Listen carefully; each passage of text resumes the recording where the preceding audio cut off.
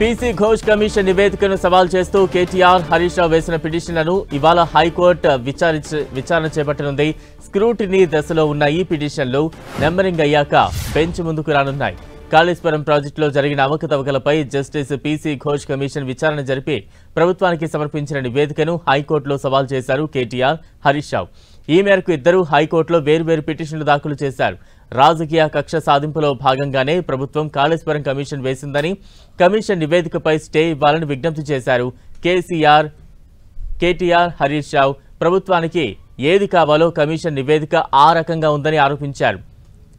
KCR, Harish Rao పిటిషన్లపై high court ఎలాంటి నిర్ణయం తీసుకుంటుందని ఉత్కంఠ నెలకొంది. గత బీఆర్ఎస్ ప్రభుత్వం నిర్మించిన కాళేశ్వరం ప్రాజెక్టు భాగమైన మేడిగడ్డ, సుందిళ్ల, అన్నారం బ్యారేజీల నిర్మాణంలో జరిగిన అవకతవకలపై విచారణ కోసం కాంగ్రెస్ ప్రభుత్వం కాళేశ్వరం కమిషన్ ఏర్పాటు చేసిన సంగతి తెలిసిందే.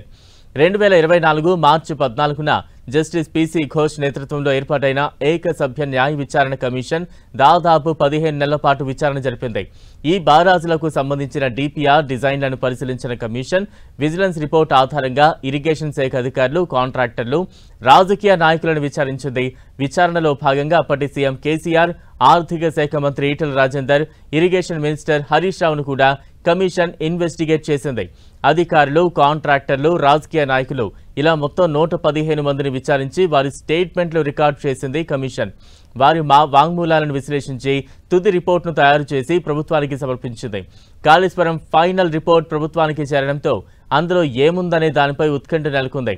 కాళేశ్వరం కమిషన్ రిపోర్ట్ కాపీ ఇవ్వాలని బీఆర్ఎస్ ప్రభుత్వానికి రిక్వెస్ట్ పెట్టగా అందుకు సర్కార్ నో చెప్పింది. కాళేశ్వరం కమిషన్ రిపోర్ట్ను డైరెక్ట్ అసెంబ్లీలోనే టేబుల్ చేసి చర్చ జరుపుతామని స్పష్టం చేసింది. ఈ తరుణంలోనే కాళేశ్వరం కమిషన్ రిపోర్ట్పై స్టే ఇవ్వాలని కోరుతూ కేసీఆర్, హరీష్ రావు కోర్టు మెట్టు ఎక్కడం రాష్ట్ర రాజకీయాల్లో హాట్ టాపిక్గా మారింది.